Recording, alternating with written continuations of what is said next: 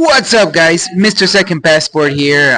Today, we're going to talk about three places that expats that live in Ecuador, sometimes even for a decade or more, places in Ecuador that these expats never visit. Not even once in the 10 years plus that they've been in Ecuador.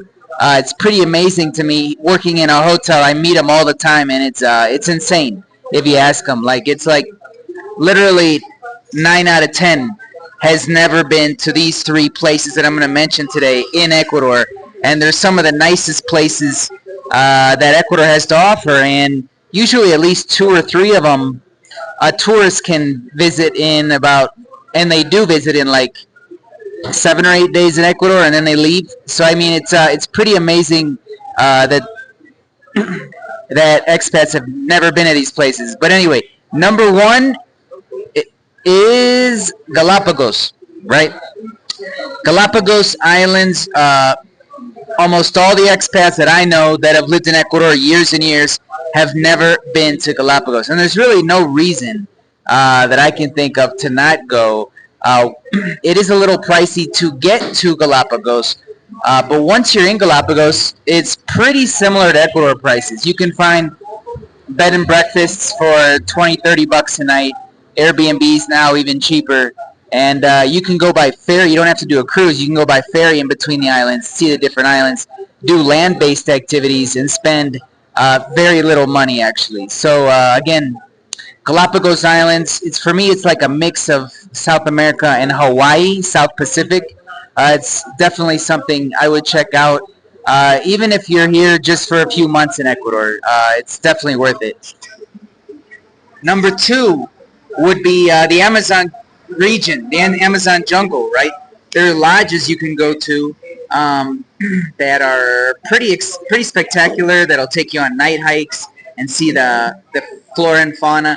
And a myth about the Amazon is that it's loaded with mosquitoes. Actually, the places I've been in the Amazon are actually less mosquito-y than the coast of Ecuador. So, I mean, it depends where you go, I guess, a little bit in the Amazon, if there's a lot of standing water or not. But other than that, I mean, it's definitely worth a visit and something most tourists do visit in Ecuador, and almost zero expats, right? You know, what can this be attributed to? All I can think of is that a lot of expats are just not that interested in Ecuador when they move here. As far as getting to know Ecuador, they just kind of come because it's a cheaper place with a mild climate than their home country. That's all I can think of, right? When you know, what's the excuse of people living here years and years and never making these excursions? Number three would be it's a whole region, the north coast of Ecuador, right? Most tourists come in about Manta area, Crucita, and then they head south along the Ruta del Sol to Salinas. But actually, the north coast of Ecuador,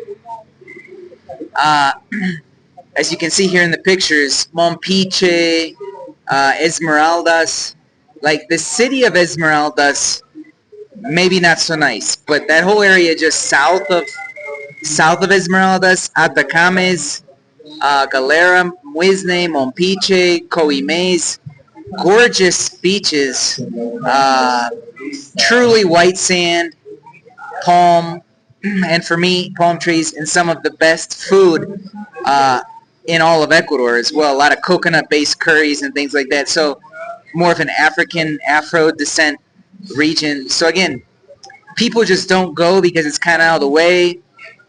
It's kind of, they think it's dangerous because it's right next to Colombia. But really, it's not that bad. Anywhere south of Esmeraldas, probably the big city of Esmeraldas, I wouldn't go personally and spend a lot of time. But anywhere just south of there, to those places that I mentioned, all the way down to Pedernales, is actually some of the nicest beaches in Ecuador that almost nobody goes to. So again, something to think about for sure, the north coast of Ecuador. Here are three places that I mentioned in Ecuador, or regions, you could say, whole regions that expats living in Ecuador never visit, but they should. I'm Mr. Second Passport. Take care.